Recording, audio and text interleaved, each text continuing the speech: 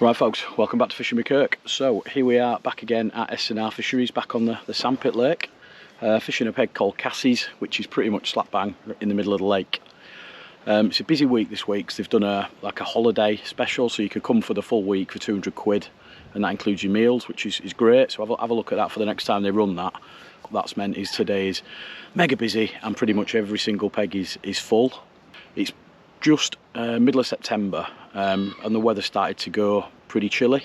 Overnight temperatures are sort of 3 or 4 degrees. We've had a full moon last night. Conditions are really up and down, and I think venues across the country are not fishing too well. So speaking to a couple of lads this morning, and there's only been about 3 or 4 fish caught on the lake since Monday, so it's a bit of a grueler. Northerly wind, not great conditions, bright, high pressure, but we're still going to give it a good go. So I'm on Cassie's. It commands quite a lot of water. It's a double peg, so I've got 3 rods basically spread out. So I've got one rod, as you look at it there, over to the open water between the 2 islands at about 6 wraps. I've then got my second rod just off the back of the island in front of you, so just to the left of it. I've taken it out with a boat and just dropped a little mesh bag over there and a wafter, and then similarly I've gone over to the left hand side island and I've put a bait real tight in over there in about 3.5 foot of water. So really cautious. When I got here this morning, there was quite a lot of bait getting shoveled in on some of the other pegs, which for me is a massive no-no when it's fishing as hard as it is. So I've gone the opposite. I've just snuck a couple of rigs in. I've literally put right hand rod, handful of boilies, and the other 2 just over a tiny little mesh tea bag of pellets and crushed boilie. So we're here for 48 hours. Nicely got the rods in. I'm getting the odd liner, which is encouraging, and there is the odd fish showing, but they just don't seem to be in much of a feeding mood at the moment. So we're going to keep going, get the bivvy set up, get settled, and then yeah, I've also gone for the food package, so no cooking, which is mega. We're going to get some food brought to the peg tonight at about 5 o'clock, so happy days. Right, let's get cracking.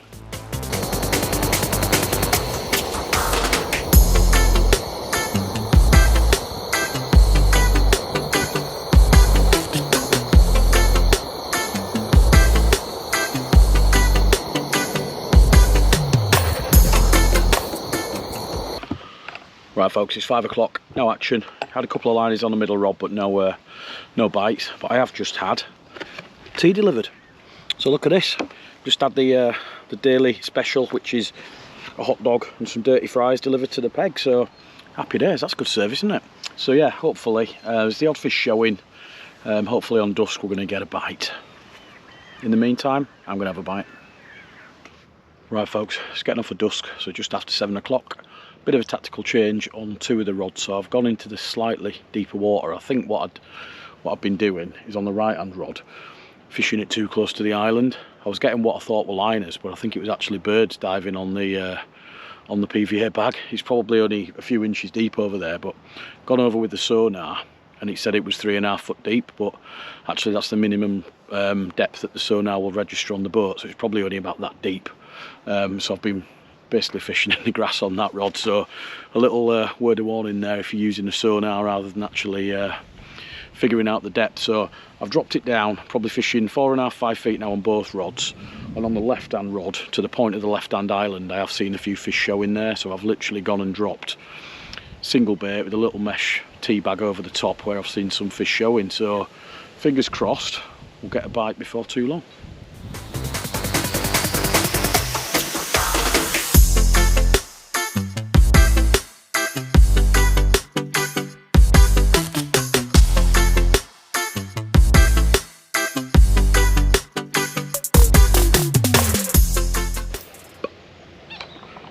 Right folks, it's Thursday, it's midday.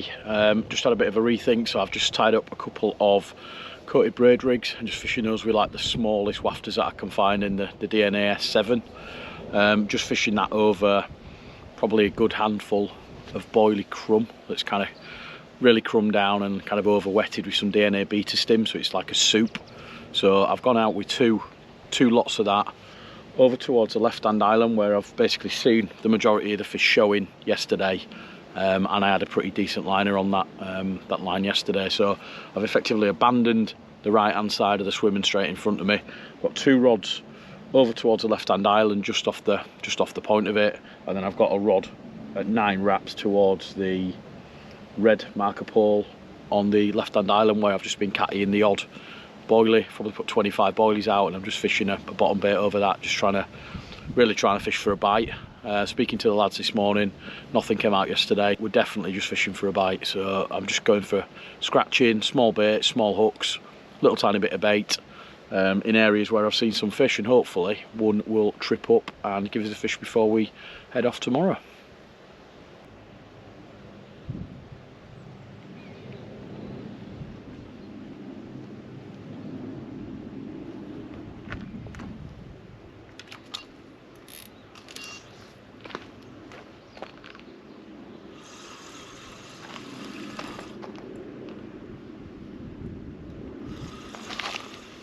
Fish on, folks.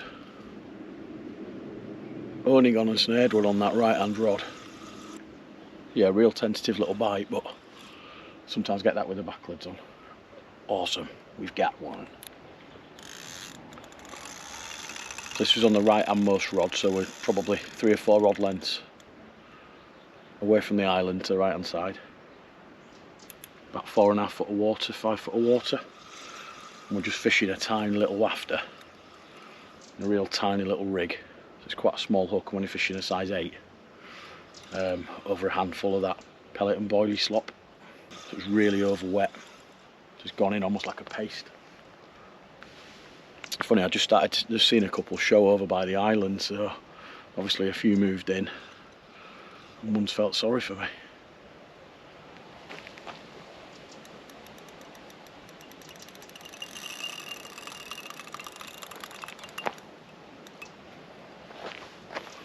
There are some good fish in here. There's about a dozen over 30, a lot of mid-20s.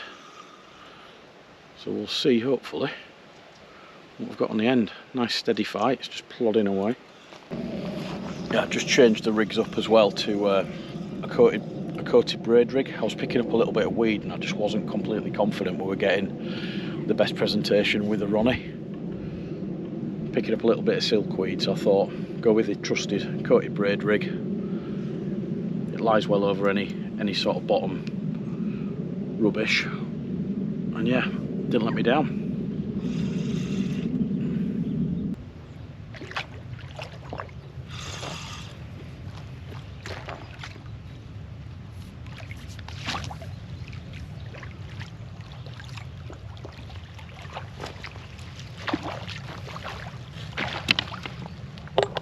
There we go, cracking sandpit mirror in the net.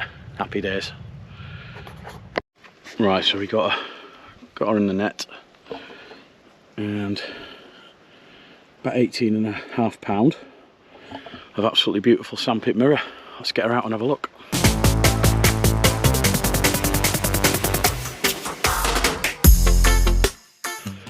Right folks, here we go. So I'm just going to put back 18.5 pound sandpit mirror carp perfection.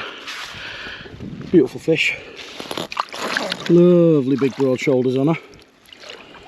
You can just see absolutely quality fish here at the sandpit, ready to go and away. Right, let's see if we can get another one. Right then folks, it's about 3:30. We just got that rod back out after that lovely mirror. Just thought I'd share with you the bait that I'm using. So like I said, it's absolutely rammed is the lake. So when I arrived yesterday, I thought I'd just go really steady with the baiting, because I could see spods going in, quite a lot of bait getting lobbed in. So I've gone the complete opposite, and I've fished with something that looks like this. So all that is wet down boilie crumb really. So what I've got there is some DNA baits S7 and some bug. I've put that through the grinder, and you can see there's sort of various size particles in there. So that's a particle, looks like a pellet. I've got, look at that, there's actually a whole boilie in there, and there's a few kind of chunks of bait as well. So you can see there it looks like a bit of a paste, and that'll go in as a ball. And what I've done is I've over wet that with some of the beta stim liquid, so it's really sloppy, and it'll come out of the boat quickly and sink down. And because the beta stim's PVA friendly, you can actually put that into a little mesh bag as well. So I've actually got one of the rods with a little soggy mesh bag attached to the hook bait. So all I've done really is I've come and I've just done the opposite to what I've seen other people doing. I'm trying to create a bit of a safe haven where the carp are happy to be, and just giving them literally a little mouthful of feed, a little bit like the Tom's Pond video. So pressured fish, there's probably 60 to 70 rods fishing for these fish at the minute. So any way you can create a bit of space and fish with a small bait, in my opinion, is the right way to go. So that's what we're doing. We've got the rod back out. Let's hope for another one. Right, so that's it in terms of baiting approach. So real high attraction, not a lot of feed value. So really, when the carp get down there, the only thing to eat is your wafter. So onto the rig then. So there's our wafter. So what we've got here is a really simple but effective rig. So we've just got some coated braid. So we've stripped that back. So the last section there after the putty is really supple, and that allows the hook to turn into the carp's bottom lip. We've just started that on with a hair rig. And we've just put some shrink tube on there with the kettle. We've just made sure that that's got a really aggressive angle in there. So as always, this is one of the LND Sharps hooks. You can see super sharp, hand sharpened hook. Every time I get a bite, I'll replace that. And the rig's about 7 inches long, and I've got a piece of putty just on the join there. I've got another piece of putty about halfway along, and then just finishing that off with a tungsten rig sleeve. Could be much simpler, and then just finishing that off with the DNA baits S7 wafter. I've just gone for one of the smaller ones. Like I say, we just want a really tiny little tempting parcel when it's this difficult. You just want the fish to be able to just have a little snack. We're at S&R on the Sandpit Lake. It's really busy this week because they've got the holiday deal on. So a couple of times a year they do 200 quid for the full week. So you do Monday to Friday. 200 quid includes your fishing and also your food. So you get a cooked breakfast every morning, and you get an evening meal in an evening, and the standard of the food's been brilliant. I've had hot dog and dirty fries last night, which was lovely, and then an English breakfast this morning in a box. Can be some bread, some sauce, knife and fork. Can't fault it. Just makes it so much easier not having to bring your own kit. So yeah, definitely recommend it. But when the venue is this busy, you've just got to tailor your approach. So watch the rest of the video to see how we get on.